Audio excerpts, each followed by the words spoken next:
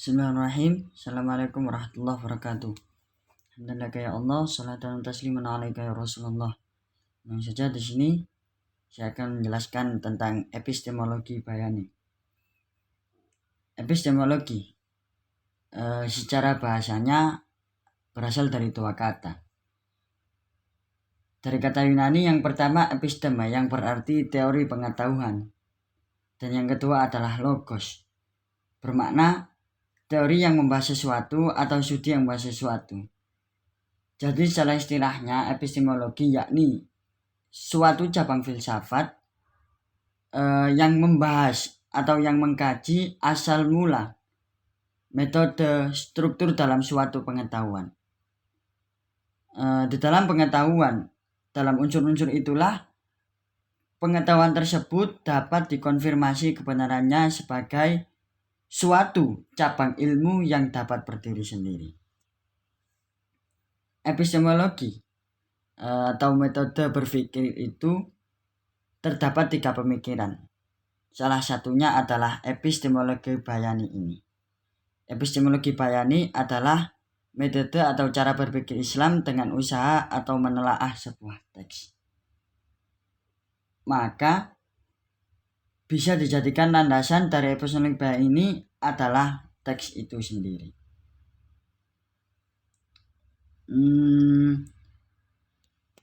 Sebentar.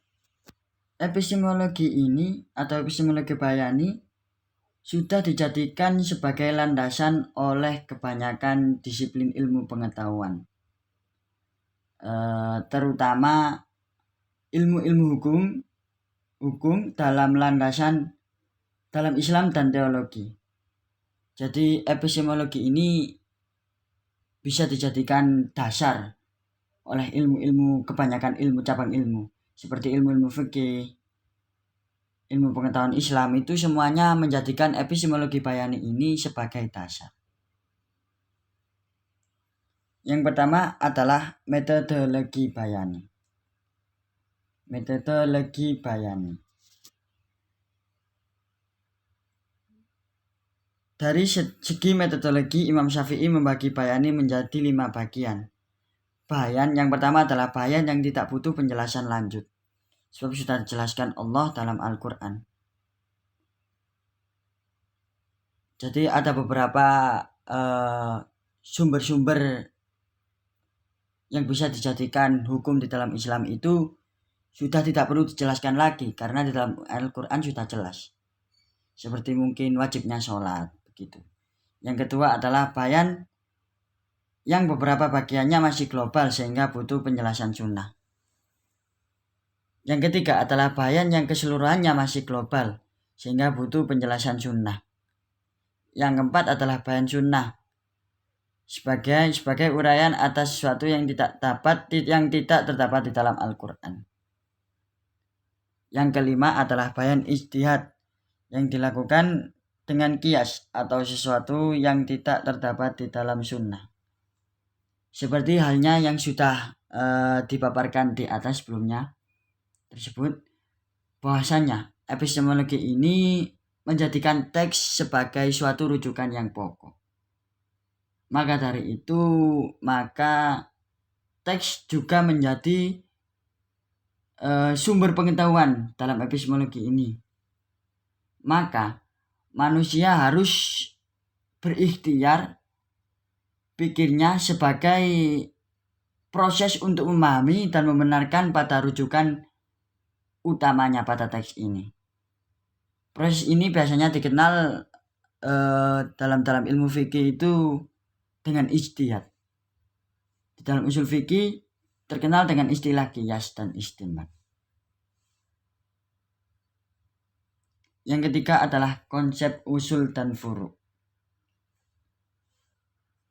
Dalam pengetahuan Al-Jabiri mengatakan ada 3 metode yang digunakan dalam menghasilkan furu'. Yang pertama adalah metode berpikir yang bertolak dari usul, lebih dikenal dengan metode istinbat. Metode ini merupakan metode yang deduktif. Yang kedua adalah metode berpikir yang membuahkan produk pemikiran sebagaimana usul. Dalam pandangan bayani lebih dikenal dengan qiyas.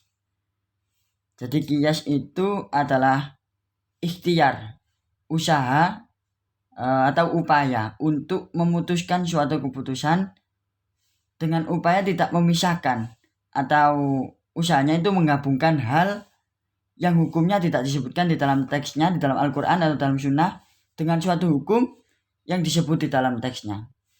Dikarenakan menggabungnya tadi dikarenakan ada alasan yang bisa menjadikan suatu hukum antara keduanya, yakni kesamaan ilat. Yang ketiga adalah metode berpikir dengan arahan sebagaimana yang digunakan oleh usul yang dilandaskan pada hadirnya kaidah-kaidah tertentu. Jadi ketiga metode ini adalah statement Al-Jabiri yang digunakan untuk menghasilkan furu'. Yang ketiga adalah prinsip dasar. Prinsip dasar nalar bayani. Al-Jabiri mengungkapkan bahwasanya ada 3 karakter utama yang menjadikan prinsip pengetahuan bayani yang berakar dari tradisi Arab jahiliyah pra-Islam.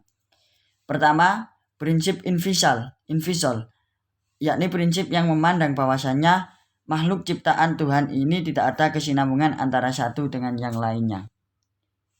Prinsip ini sangat berpengaruh terhadap statement Islam yang berpandangan bahwa dalam proses mencari suatu pemahaman, suatu pengetahuan Tuhan dan makhluk Tuhan, yang mana keduanya ini antara Tuhan dan makhluk Tuhan dapat dimengerti secara tercerai. Demikian ini juga berdampak atau berakibat pada susunan-susunan ilmu dalam pemikiran-pemikiran orang Arab yang beragama Islam, bahwa dampak tersebut menghasilkan ilmu-ilmu agamis dan ilmu non-agamis. Yang kedua adalah prinsip pengetahuan bayani, adalah prinsip al-tajwiz atau prinsip kemubahan. Prinsip ini tidak terlalu menganalisis tentang sebab akibatnya hukum. Jadi prinsip ini itu lebih banyak menyebutkan dengan prinsip keserbabolehan atau sembarang kali oleh. Dalam kualitas pandangan umum, prinsip ini dikatakan sebagai prinsip yang mengingkari hal sebab akibat tersebut. Kelurusannya maupun kemelencengan tidak dianggap berbeda tanpa adanya kemauan untuk mengusut tuntas kembali. Prinsip ini melahirkan ruang lingkup bayani, tidak dilahirkan dari ilmu-ilmu yang bersifat konkret.